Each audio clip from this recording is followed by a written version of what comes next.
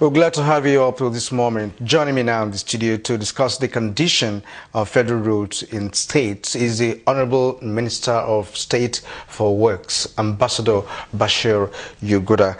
Ambassador, you're welcome to Weekend File. Thank you so much. I would ask you now to react to what you've seen so far, but let's start by reminding you that you inherited 168 projects at different stages of completion. What about 950 million now to complete? How far now? What's the situation like at the moment? Thank you very much. When we came in as ministers and as an administration 2 years ago, just like you rightly mentioned, we inherited an unwieldy number of projects ongoing, and most of them abandoned. So what we have done, immediately we came in with my colleague, the Honorable Minister of Works. We know we have to prioritize. We know we have to look at all the projects and see which one that will impact positively within the limited number of funds available to us.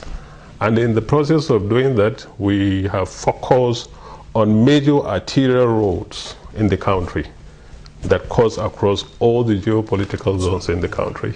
And we are working on that. Okay, what about the, well, if we're wrong to say so, the award of contract for the construction or reconstruction of the major roads like Lagos-Ibadan Expressway, Shagamu. I grew up knowing about Shagamu-Lagos Expressway. It's never been well, in the past years. And like other ones too, in the southeast of the country, we have some roads that we've been hearing about, yes, like Port Harcourt, Enugu, Onitsha, and the rest of them there. What is going on at the moment, sir? Now, you see, all these roads that you have mentioned are some of the most important roads in the country. I will start with Benin, Ofoso, Ore, Shagamu, Ajibandele. Before we came in, even when we came in as ministers, every day that we open the pages of the newspapers, the first thing we see is the problem at Ore. Previous ministers have tried, previous administration have tried, but we took it upon ourselves to make sure that that particular problem, driving from Benin to Lagos, that ordinarily should just take you, what, 3 hours, 4 hours? A normal drive.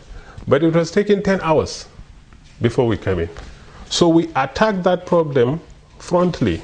And I'm very happy and I'm very glad, and Nigerians can testify, that we are able to solve the problem of driving from Benin to Lagos. That protracted problem at Ore, we solve it. In fact, I can even say to Nigerians that the Oba of Benin sent a letter of commendation to the Honorable Minister of Works, who is the son of the soil there, and I'm proud of that.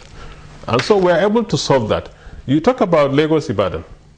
Lagos-Ibadan, before we came in, the road was concessioned to a company to be run on PPP basis for a period of 25 years. But since we came in as ministers, we know that is one of the most important arterial roads in the country, because the whole economic activities leading to the ports, leading to the commercial city in Nigeria is toward that road. And we engaged the concessionaire, and we worked hard with the guidance of Mr. President to see that we are able to solve the problem so that the project can continue. But unfortunately, for the last 1.5 years, there was no way. After all have been exhausted, we believe the concessionaire cannot deliver. So what has happened there? So what happened there now, we now go through the Federal Ministry of Justice to look at the agreement, how it was done, whether it falls in line with ICRC, because whatever we do, if we're talking about PPP in Nigeria, we have a regulatory body, which is ICRC. We went through them, we went through Ministry of Justice, we engaged the concessionaire. One of the most important things that has to be done within a period of 180 days from the agreement of the concession is financial close. Up to the time that we engage the concessionaire, 1.5 years, he could not achieve that financial close. So of course we have to make our submission to Mr. President. Mr. President is very, very concerned. There is a lot of accidents every day on that road. Nigerians are suffering on the road. So we have to take a decision as a government. Terminate it. Okay, all right, now talking about, since we're talking about major roads now, Lokoja, Abuja dualization project, we could see some work going on there. Yeah. What is the situation now? What is the level of completion there? Well, I just wanted to talk about the other important road that you mentioned, Enugu-Port Harcourt. 10 years ago, everybody knows you cannot drive on that road comfortably. But during the end of the year, we embark on an aggressive attention given to that road. Nigerians can testify, everybody drove on that road beautifully during the Christmas. On the dualization project from Lokoja to Abuja, as I'm talking to you now, we have achieved over almost 45 to 50% completion. We are able to attack the problem whereby Nigerians used to sleep on the road if they are going home for Christmas or end of the year. That is right in Gwagwalada. There is a very big bridge there and an interchange at Giri. Yes, so that's what we are able to achieve. Okay, now durability of any road depends largely on the quality of such roads. There has been the issue of compromising standards and contractors not keeping to specified contract terms. Yeah. How true is this? And would you attest to the quality of the federal roads? Thank you. So what we have done, again, when we came in as ministers, we know that is a very big problem. Today you build a road, within a very short time you start seeing problem cropping up on the road failures. 3 things we have done or more. 1, we try to make sure that a lot of attention is given during the design process of the road. You have to know the condition of the road properly for you to be able to execute a road. So we have sat down with all those people that have indicated interest to do the design of the road.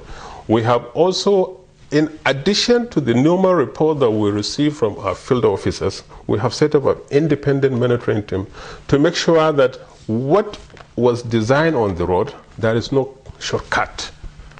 No matter who the contractor is, once you give out a job, you have to make sure that you are monitoring and you are supervising the project.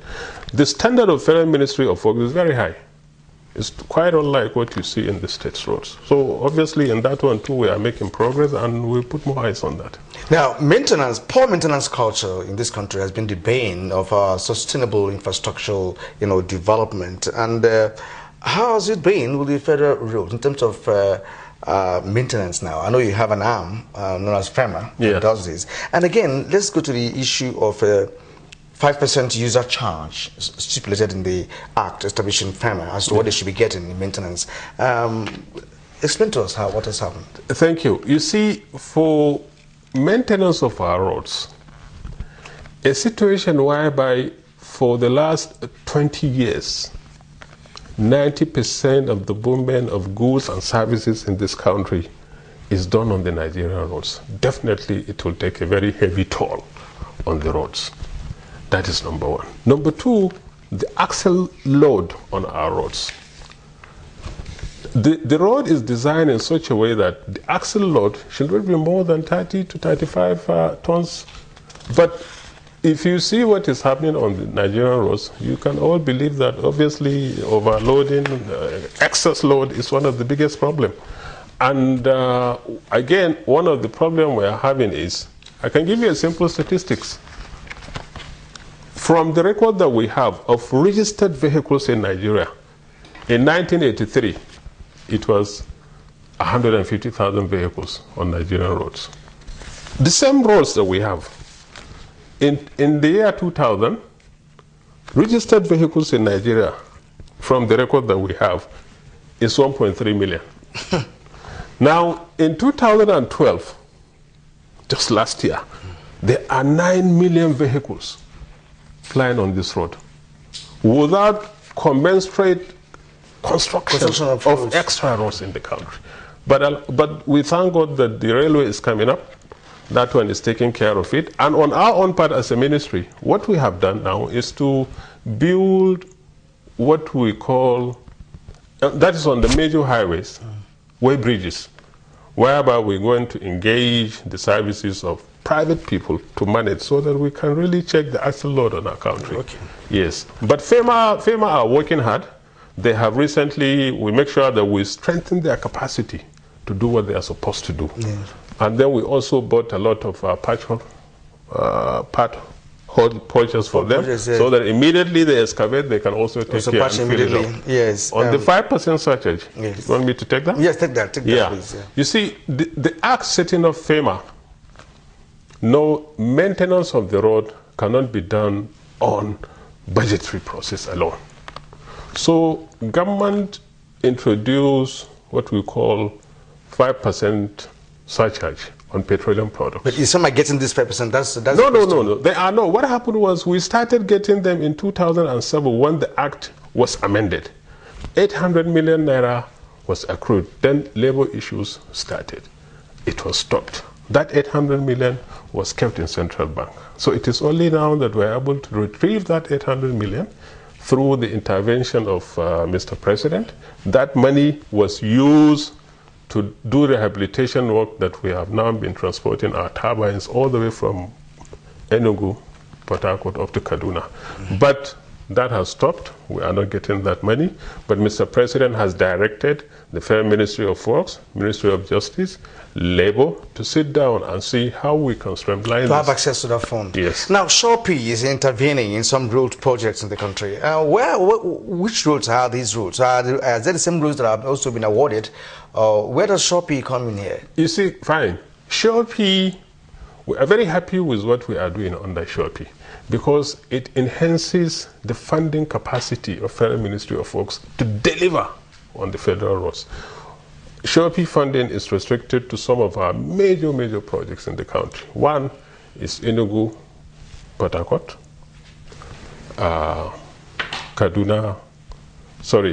Lokoja, Abuja dualization, Kano, Maiduguri, Loko Aweto Bridge. What of a second Niger Bridge? Second Niger Bridge, of course. The funding part of federal government we already secured that, and then that is 6 major projects that the Shopee is. That is in addition to our budget line, but it has really helped in us delivering some of these projects.